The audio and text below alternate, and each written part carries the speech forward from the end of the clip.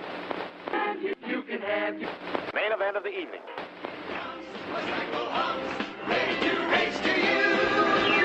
These days are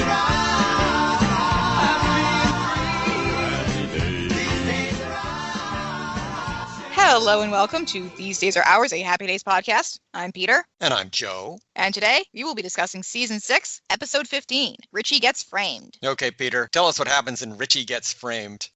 We open with Richie coming downstairs as Marion is making breakfast, needing an audience to practice his speech in front of. Where is everybody this morning? Your father's outside looking for the paper, and your sister is studying for her geometry test. Today, he'll be debating Fred Collins, his opponent in the class presidential election. Marion agrees to listen to Richie's speech, but he's interrupted as he begins by Howard storming in. First, I'll be introduced. You know where he threw it today? On the porch! On the porch! On the porch! Angry at the paperboy for throwing the newspaper on the porch when he's never done that before, causing Howard to search for it elsewhere for 10 minutes. Marion tells Howard about the debate, and Howard's advice to Richie is to shave. Nixon didn't shave, and look where it got him. Richie's about to start his speech again when Joni comes downstairs, faking sickness so she doesn't have to go to school and take her geometry test. Oh, Mom, I'm sure it's the flu. A virus. You know, that's worse. Richie has them all sit down and is about to start, right as Fonzie enters, and Richie wants to give up thanks to the constant interruptions. Fonzie did come up with a slogan. Richie Cunningham? Ayy. The other guy? Get out of here. Richie starts to deliver his platform. Point 1 is student representatives on UWM's Board of Regents. UWM is administered by a board of regents. Average age, 62 years old. And he has 21 more. At the debate, which is being held at Arnold's, Richie concludes his platform with his final point, restriping the student parking lot so spaces are easier to get into. Everyone save Richie is extremely bored, and Potsy has drifted off. What? Al, who is apparently moderating the debate, introduces Fred Collins and gets his name wrong twice. Mr. Fred Rollins. That's Collins. Oh, I'm sorry, Ted. Unlike Richie, Fred keeps it short and simple. Shorter classes and beer on campus. The audience is much more receptive to this and follow him outside chanting, "We want Fred." What kind of debate is that? Where's my rebuttal? Over dinner at the Cunningham house, Richie tells his family he's thinking of adding to his 22 points. A couple of parties and a field trip to the brewery. Joni likes the idea of free samples. Richie is agitated over Fred potentially winning, asking how he can possibly keep his campaign promises. Howard assures Richie that even if he does lose, at least he won't have to resort to tricks and lies. The doorbell rings. It's Ralph and Potsy, who brought a baby doll to photograph Richie kissing. Richie hates the idea, especially when he has speeches with various clubs tomorrow, and refuses to do it. I got speeches tomorrow with the Glee Club, the Debating Society, the Foreign Students Club. And they don't even speak English. These guys are giving me a doll that wets. Fonzie takes Richie into the kitchen for a conference. Richie is going wacko, and Fonzie's going to take him somewhere he can unwind. There's no way I'm gonna unwind until this election's over. No way. Right, I'll take bets on that. Excuse us, then we'll see you later. Whoa on this guy. The somewhere is Edie's massage parlor. Richie is no less tense once he's there, wrapping a sheet tightly around his body and complaining to Fonzie about the draft. Though he warms slightly when Edie the pretty masseuse shows up. Fonzie leaves, and Richie is coaxed onto the table. You lie on the table, I do the rubbing. Though he refuses to take off the sheet. Edie has to peel it off, and the massage begins in earnest. Until Fred Collins and his friend Mel run in and snap a photo of Richie, half naked and being massaged. Cunningham, say cheese. Edie says, this happens all the time. Back at Arnold's, Ralph and Posse are polling prospective voters and finding most of them to be undecided, though they uniformly do not want to go out with Ralph. Well, fellas, any trend developing? Yes, it looks like I'm gonna be home Saturday night. Richie rushes in, disheveled and rambling about his good name being dragged through the mud. When he explains the situation more coherently, Ralph is more upset that Richie went to a massage parlor and didn't bring him or Potsy. Richie is despondent over the end of his political career, but Ralph has an idea. We could get our hands on that film. It can't get developed until tomorrow morning, and it has to be in Colin's room. Al thinks this doesn't sound ethical, though Richie points out blackmail and public humiliation aren't ethical either. In Fred Collins' dorm room, he and Mel are gloating over the compromising picture they have of Richie. First thing tomorrow, we'll take this film down to the school paper, and then it's goodbye, Mr. Cunningham. They lock it in a file cabinet, then head to a party downstairs. Richie, Potsy, and Ralph, wearing stockings over their heads, pop up and start to break in, something made easier by the window being unlocked. Richie has to turn the lights on because Potsy forgot the flashlight. What are you turning the lights on for? Because Potsy forgot the flashlight. Good point. You can't steal in the dark. and they begin searching the room for the photograph. They eventually realize the photograph has to be in the file cabinet, but all the drawers are locked. They hear someone coming and switch the lights off and hide. Fonzie enters through the window. Come out from wherever you are. Al told him what our married trio of dumbasses were planning. This is breaking and entering, and like Fonzie's grandma always told him, 2 wrongs don't make a right, honey. Even so, he opens the cabinet for Richie, allowing him to take the camera with the undeveloped photo. Before they can leave, Richie realizes Fonzie's right. Fonzie, you don't want me to do this, and I don't want to do it either. And puts the camera back. The next day, the picture of Richie is on the front of the school newspaper. Howard assures Richie it'll all be fine when he explains it to the voters. All of the votes have already been cast, however, and Richie thinks that the only option is to transfer schools. Joni says this is the biggest family scandal since Grandma Calvin the handyman. According to Marion, that was just a case of mistaken identity, though Joni says, That's not what the handyman said in court. Joni. Fonzie enters with a present for Richie, the photograph, framed. Then Ralph and Potsy show up with good news. Richie won by a landslide, because of the photo. Howard tells Richie it doesn't matter how he won, just that he can make the student government a better one now. Everyone goes to Arnold's for celebratory sodas.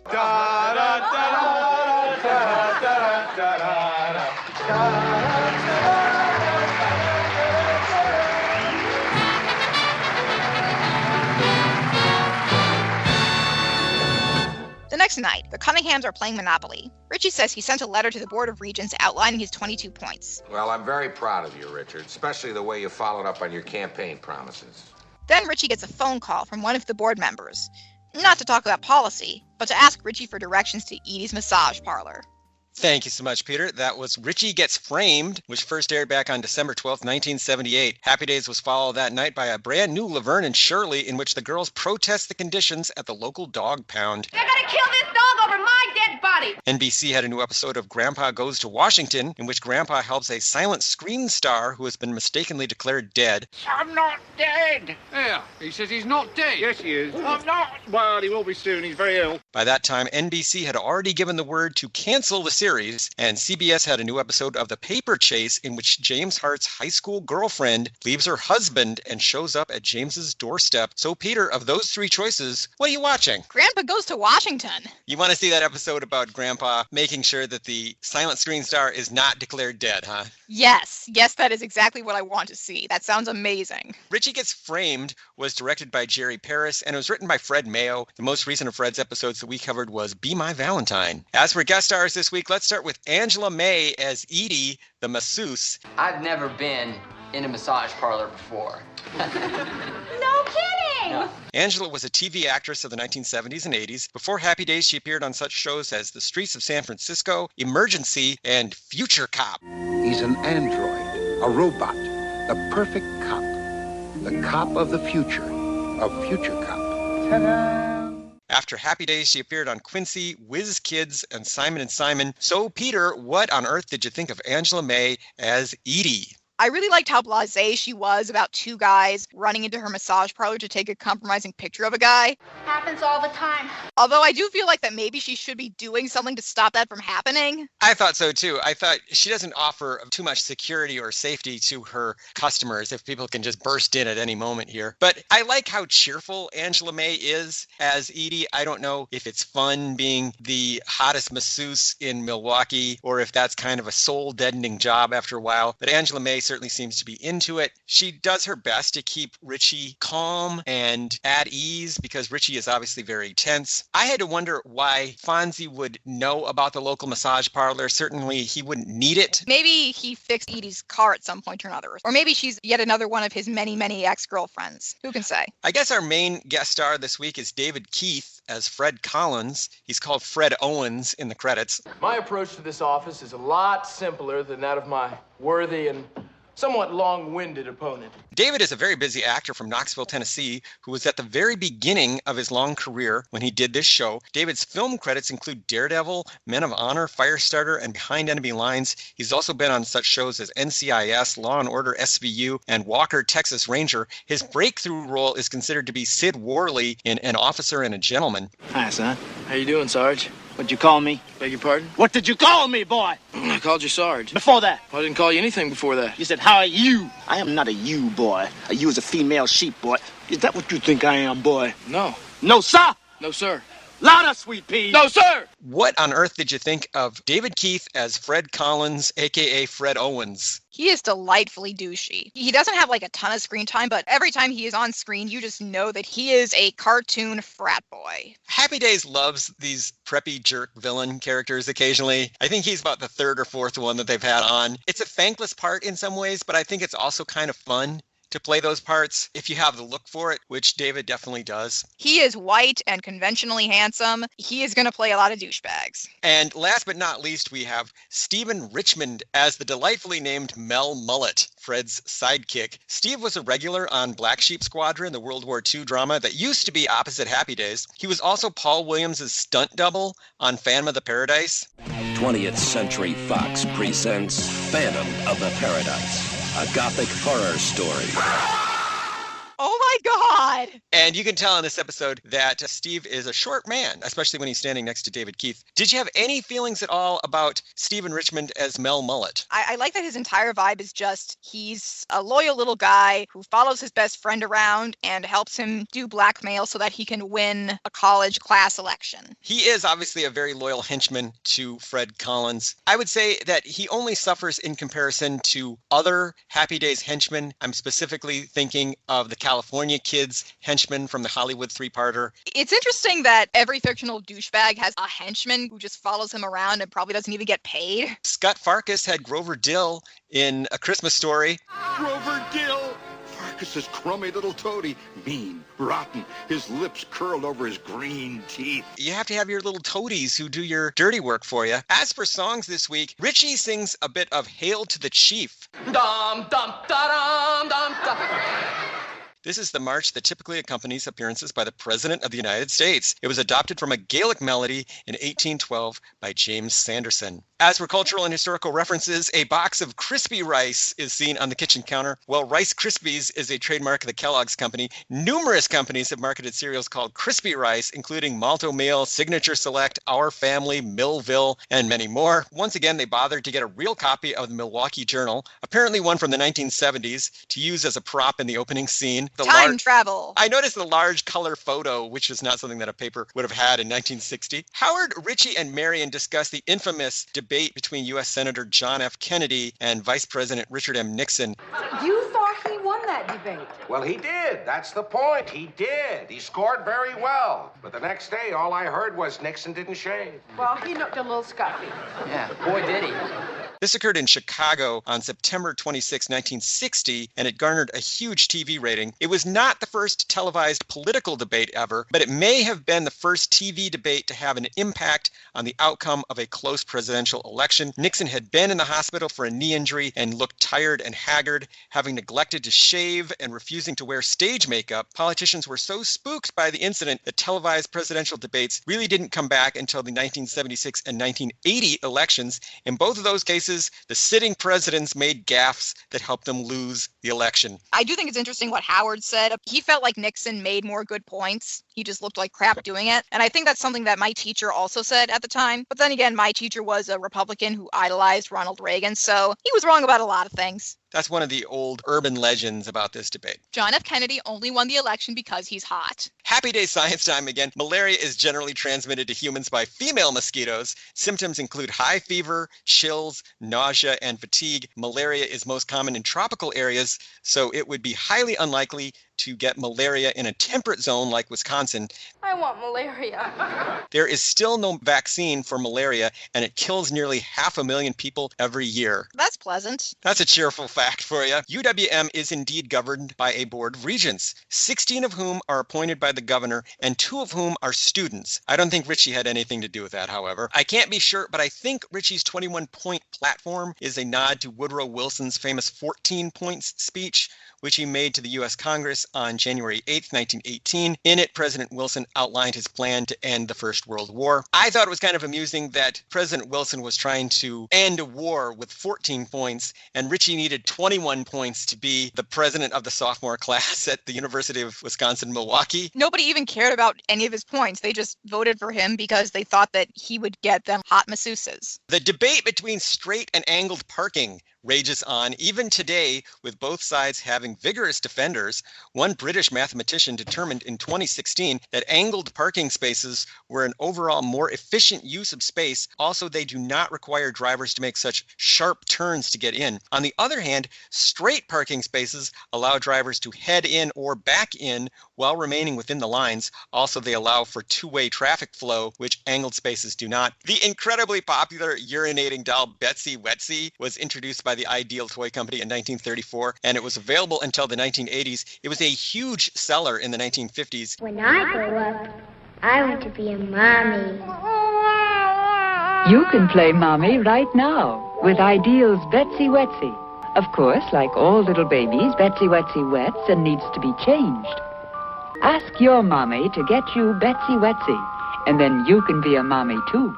It was not the first toy of its kind, however. A company called F&B had previously marketed a doll called Deity. F&B sued Ideal, but a judge ruled that you can't patent urination. It's so weird that urinating dolls were such a trend. I have to wonder how much of it was little girls actually wanting it and how much of it was parents saying, yes, I'm going to get my daughter a doll that pisses. It'll be great training for when she's a mother someday. Richie mentions the Packers and their coach, Vince Lombardi.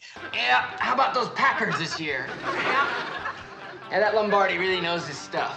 And Bart, Again, the Packers went 8-4 in 1960. They won their division, but they lost the NFL championship that year to the Eagles. Come on, I had a rough night, and I hate the fucking Eagles, man. Richie also name-checks Bart Starr, who was the Packers quarterback that season.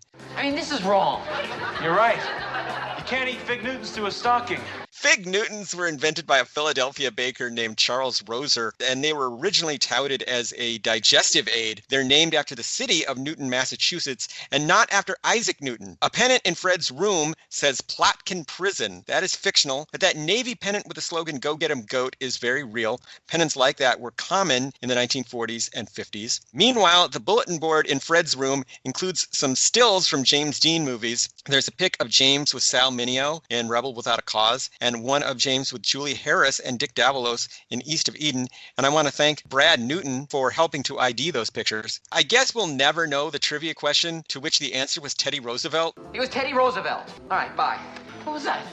It was a quiz. I just won 10 free mambo lessons. The most fun fact I could find about Teddy Roosevelt was that he used to skinny dip in the Potomac River during his presidency. The mambo is a Cuban dance that originally became popular in the 1940s. It's named after a form of music. The music and dance became incredibly popular in America in the 1950s thanks to musicians like Tito Puente and Perez Prado. On the back of the nudism magazine Sunshine and Health is an ad for the book Nudism in Modern Life. This is a real book by Maurice Parmalee, originally published in 1931, but revised and re-released many times over the years, most recently in 2012. In addition to being a sociologist and economist, Parmalee was an avid nudist to the detriment of his career. He died in 1969. I feel bad for laughing at him. Nudism is not inherently funny. Nudity is not inherently funny. Even if it does usually get treated like that, such as in episodes like this one where our merry trio of dumbasses just get distracted by a nudism magazine. Well, that brings us to our next point. Sunshine and Health was a very real 1950s nudism magazine. Such magazines were an attempt to get around anti-pornography laws by declaring that nudism was purely for health reasons. Eventually, the government cracked down on these publications. Fawn says that opening the file cabinet would be breaking and entering, which it is, but technically the boys were already guilty of breaking and entering when they opened that window to get into the room. Yeah, if you break and enter but you leave before anyone can find out and don't take anything, then it's not that bad. While playing Monopoly at the end of the show, Richie offers Joni a trade. He'll give her Baltic for Boardwalk. Good, I'll give you Baltic for Boardwalk. Even up. What do you think? This would be an exceptionally poor trade since Boardwalk is the most expensive property in the game with the highest rents. And you can tell that Joni does not go for it for even a second. Other observations this week. In later seasons of the show, Arnold's becomes less of a restaurant and more of an all-purpose community center. We see evidence of that here. There's no reason why a debate of this nature would be held in a hamburger stand and moderated by Al Del Vecchio.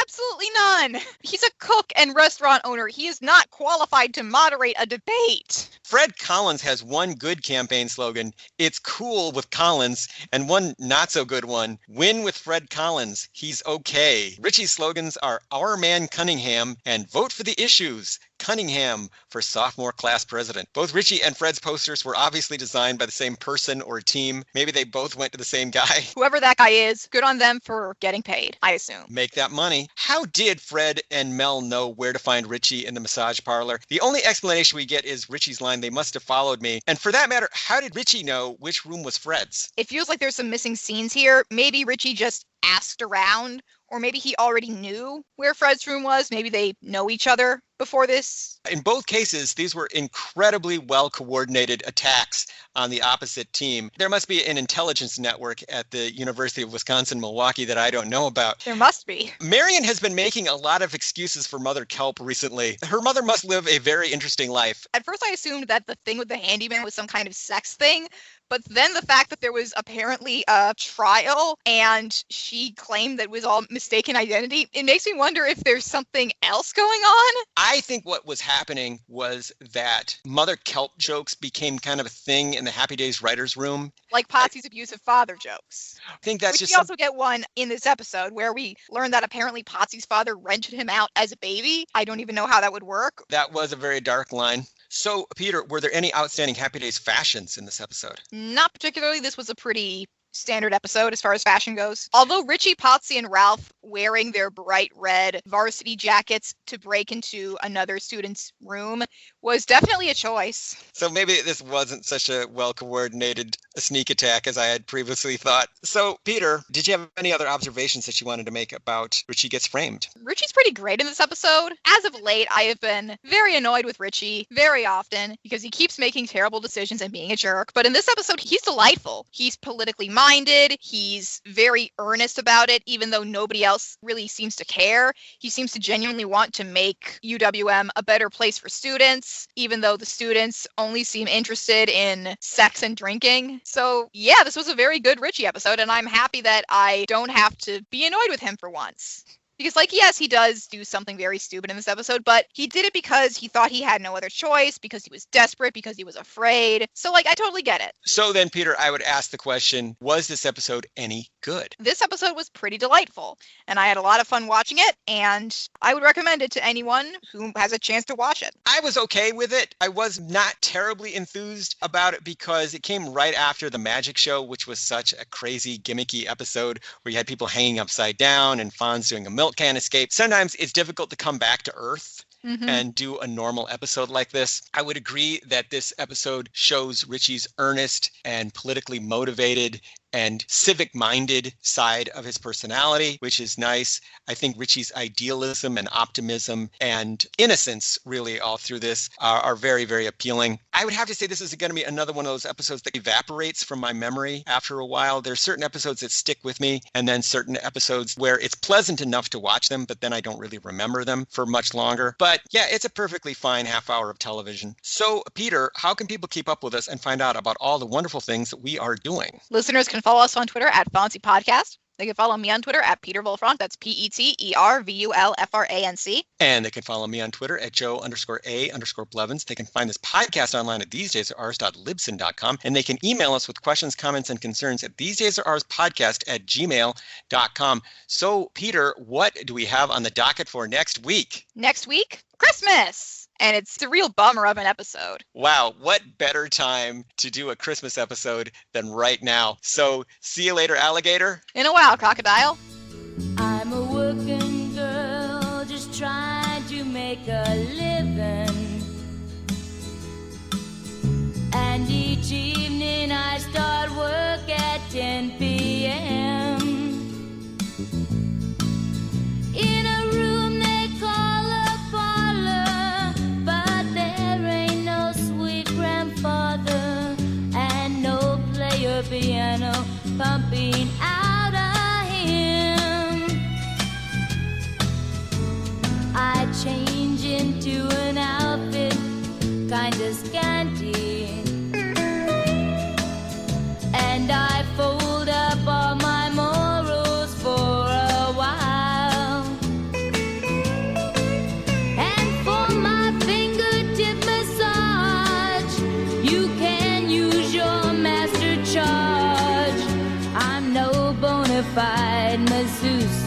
but I got style. With these hands I could be holding him, the only one on earth for me. As you lay your money down for the hottest touch in town, you know all the time I'm longing to be free. I want malaria.